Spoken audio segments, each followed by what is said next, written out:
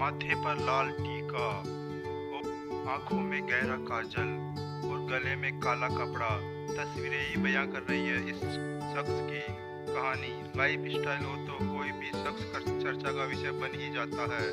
हम बात कर रहे हैं दुर्लभ कश्यप के।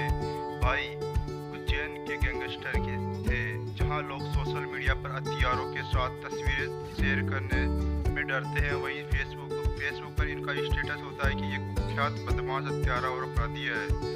कोई सा भी कैसा भी विवाद हो, इनसे तुरंत संपर्क करें। इन्होंने विवादों के हिसाब से बाकायदा रेट भी तय कर रखे थे और एक गैंग भी तैयार कर रखी थी जिसमें नाबालिगों को शामिल कर रखा था। दुर्लभ कश्यप जीवाजीगंज के अब्दालपुरा निवासी मनोज कश्यप का पुत्र है।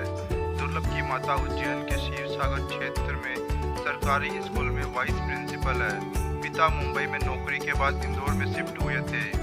पिताजी का कोई भी साथ नहीं मिला। इनको मां से अनबन के कारण वे अलग है।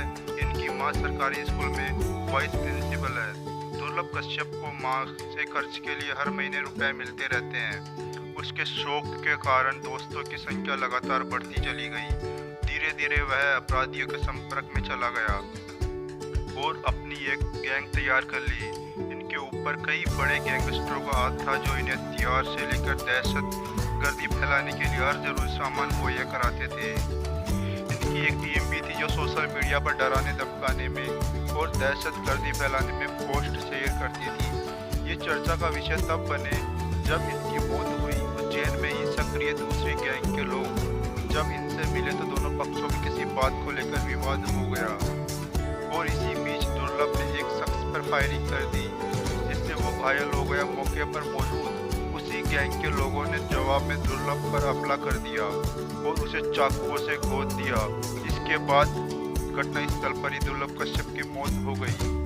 मामला जब पुलिस के संज्ञान में पहुंचा तो सारी बातें निकलकर सामने आई। हत्या करने वाला आरोपियों समेत दुर्लभ कश्यप की गैंग के 23 लोगों को पुलिस ने हिरासत में लेकर जेल भेज दिया।